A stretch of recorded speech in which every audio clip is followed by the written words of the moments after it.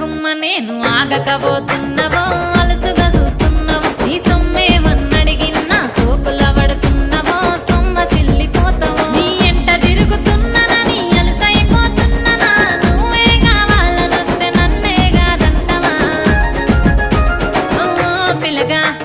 ఓ పిల్లగా యహో పిల్లగా ఎంకటేశు చూడకపోతుంటవో కానకపోతుంటవో నా పిల్లగా ఎంకటేశు చూడకపోతుంటవో కానకపోతుంటవో